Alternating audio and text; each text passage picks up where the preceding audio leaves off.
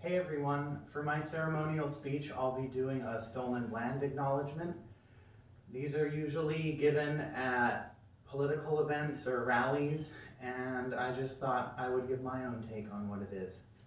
So here we go. Why do we acknowledge stolen land? Well, history is a set of contingent events. America is contingent on stolen land and stolen people.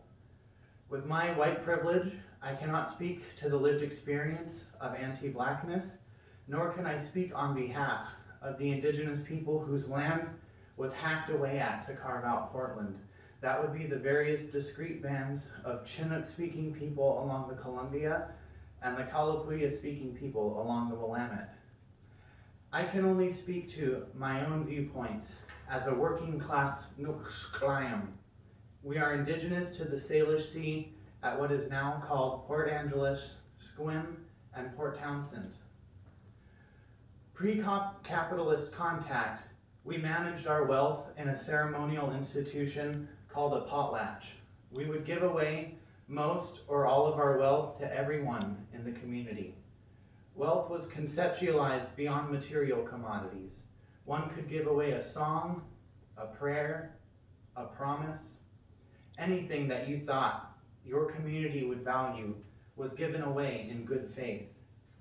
This gift economy was a recognition that abundance comes from a mutualistic relationship with our surrounding ecosystem. Society viewed the most rich and powerful as those that could give away the most to their communities. Hoarding resources disrespected our ancestors and the intricate relationship and the balance that they maintained with the land through the generations.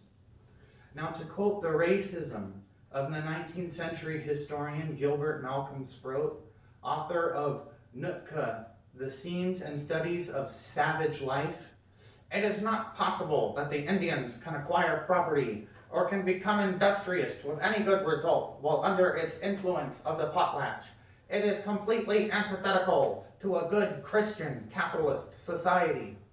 And thus, they banned the potlatch and our language as they forced us into reservations, violently assimilating us into the land of the free and the home of the brave. Europe's rich bourgeoisie tradition was thrust down our throat. Any white man was free to extract the resources and exploit their workers to profit off of their excess of their labor. The rule of law under capitalism criminalized our existence, replacing our pious stewardship of spaceship Earth with a haphazard patchwork of plundered property, each person partaking in indigenous conquest, a king of their newfound castle. Values centered around the collective, around mutual aid, and around respect for nature were replaced with the irrational adherence to an individualist ideology that ascertains competition between rational actors is somehow a good system of governance. What the actual fuck? Is racism rational? Is guarding fresh, clean garbage at gunpoint as people starve in an ice storm rational? Is spending trillions on bombing babies rational? Is building an unregulated economic system among thieves rational? Is shitting out CO2 when science says it's killing us rational? Our founding fathers are saints among slavers. They had to revise their initial inclination to synonymize the pursuit of property with the pursuit of happiness.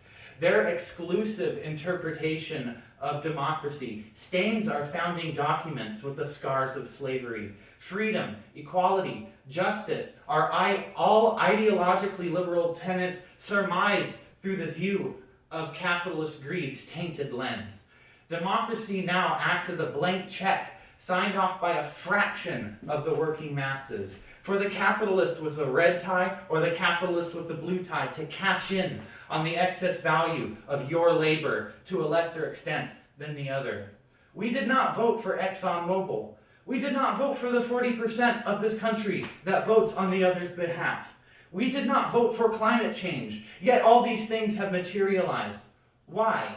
We sit at the precipice of complete breakdown of Earth's natural systems. Yet the neoliberal hellscape, drenched in ice and scorched by wildfire, can do nothing but implement neoliberal market solutions. Why? Because we live in a dictatorship ruled by capitalist interests. Interests who are entirely dependent on environmental degradation.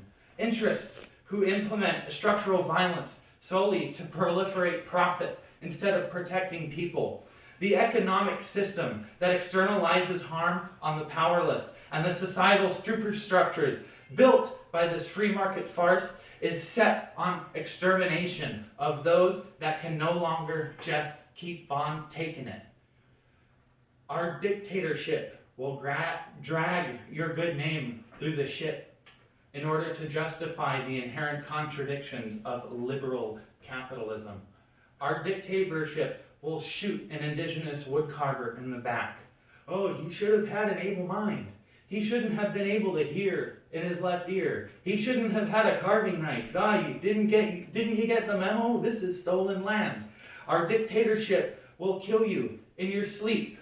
There must have been something amok with the structural integrity of their individual family unit.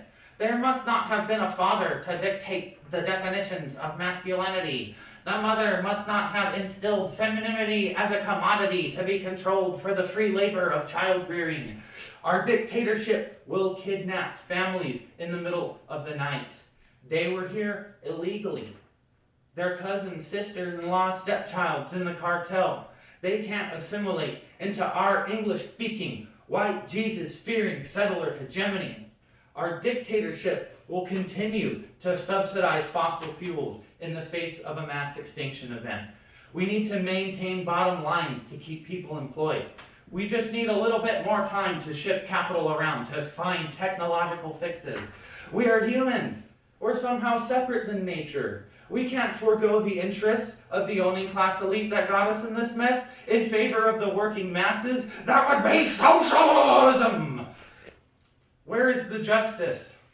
Where is the justice for John T. Williams? Where is the justice for Breonna Taylor? Where is the justice for the families at the border? Where is climate justice?